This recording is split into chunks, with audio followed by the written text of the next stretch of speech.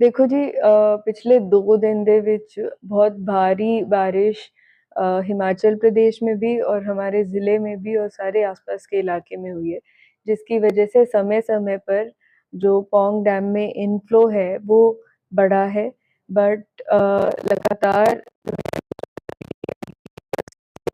Coordination में department of water resources की तरफ से हमें इनपुट आ रहा है और जिसके बेसिस पर आगे का जो डिस्चार्ज है वो बहुत ही तकनीकी तौर से डिसाइड किया जाता है।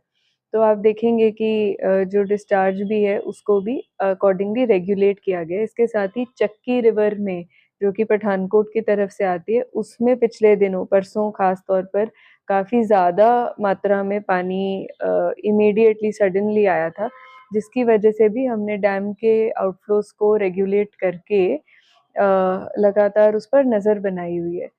परसों ज़्यादा वॉल्यूम में पानी आने की वजह से मोतला, मेहताबपुर, मुकेरियाँ में कुछ विलेजेस में जो है माइनर ब्रीचेज़ भी हुए थे और उसपे ड्रेनेज डिपार्टमेंट की, नरेगा की और हमारे कंसर्न डिपार्टमेंट्स की टीम्स को इमीडिएटली डिप्लॉय कर दिया गया था। उसके साथ ही जिन गाँवों में जैसे मैंने बताया कि हलेर जनार्दन, मोतला, मेहताबपुर जहाँ लोग प्रभावित हुए थे, कुछ लोगों के घरों में भी पानी घुसा था, उनका हमने पर्सनली कल जाके जायज़ा भी किया था। हमारे माननीय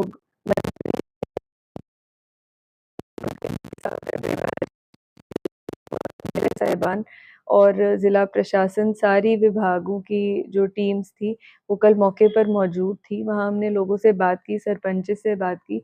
हम लगातार उनके साथ कम्युनिकेशन तो कर ही रहे थे, तो उन्होंने भी बड़ा कोऑपरेट किया और जल्दी-जल्दी वहाँ से जो इवैक्यूएशन की ज़रूरत थी, वो भी कराई। मेडिकल कैंप्स कल वहाँ पर लगे हुए थे।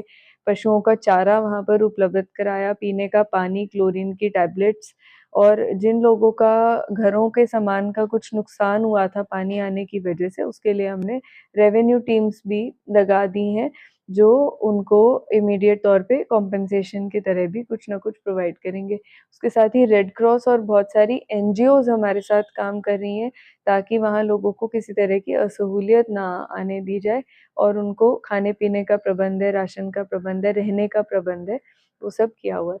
उसके साथ ही जैसे आप जानते हैं कि पिछले 10 दिन के करीब से टांडा के अब्दुल्लापुर और रडा फ़तेहकुल्ला वाले एरिया में भी एनएच के ब्रिज के गाइडबंद में प्रॉब्लम होने की वजह से वहाँ पर भी पानी आया था।